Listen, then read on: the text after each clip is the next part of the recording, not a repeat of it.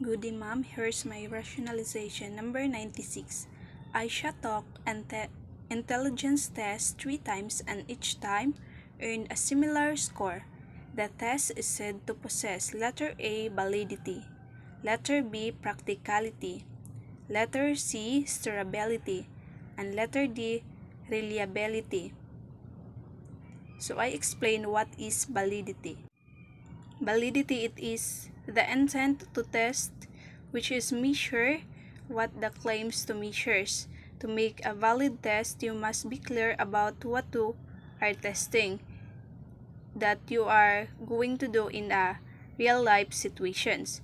So in practicality, in the assessment means that the test can easily to design and easily to administered and easily to the score, being a practical.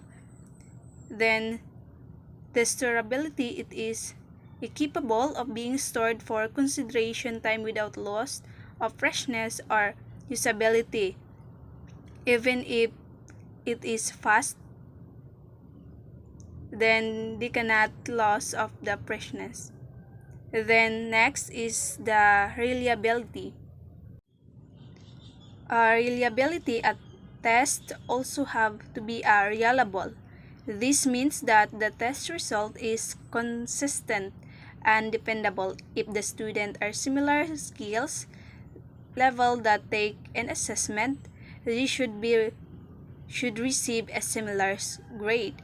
And additionally, if the student were to retake the assessment, the score should be similar to the previous score, assuming that the students didn't study more after taking the first assessment. So my answer for number 96 is letter D. It is the reliability because of the taking 3 times that a similar score. So next is number 97. Eric is a grade 3 student who at the end of the last grading period did not meet an expectation of the 3 learning areas. Under the DepEd guidelines of assessment, what will happen to Eric? Letter A, promoted to the next grade. Letter B, must pass remedial classes for learning areas with failing marks before being promoted. Letter C, retained in the same grade level. Letter D, promoted to the next grade level with a back subject. So my answer for this is letter C, retained in the same grade level. I explain ngano nga dili ang A, B, and D. And nganong C. So dili sad siya letter A promoted to the next grade level kay ang dapat mo promote in the final grading at least 75 of all the learning areas man. Then ang letter B kay must enroll in remedial classes for learning areas with failing marks to obtain recomputed final grading for at least 70 or higher of the promoted to the next grade level of the semester. So ang letter D kay did not meet expectation is not more than 2 learning areas man, kay if the recomputed final grade is below 75, the learner must be reassessed immediately from instructional intervention. If the learner still fails in the intervention, she or he is allowed to enroll in the next grade level in the succeeding school year with continuously provision of the tutorial services. And why letter C ang answer? Because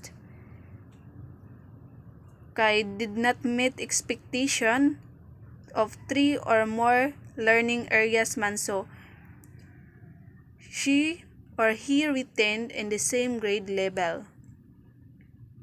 My answer is letter C. Number 98. Teacher Cha found out one item of her achievement test has a difficulty index of 0.20. Letter A, the items is very difficult. Letter B, the items is very easy.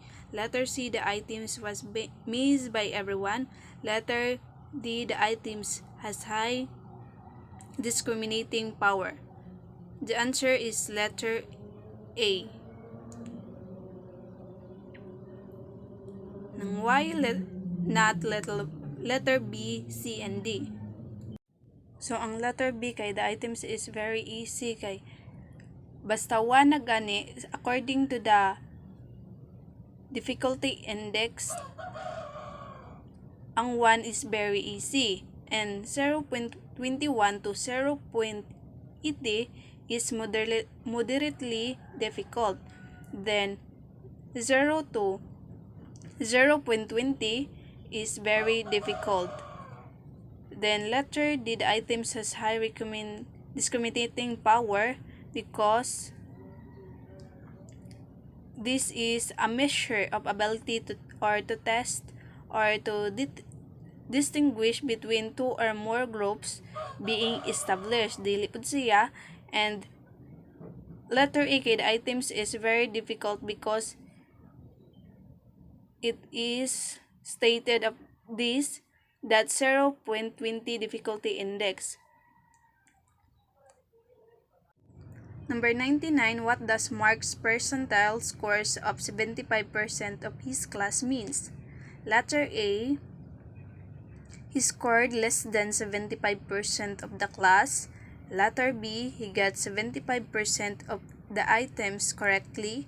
Letter C, he barely passed the test. Letter D, he scored better than 75% of the class. My answer is letter D.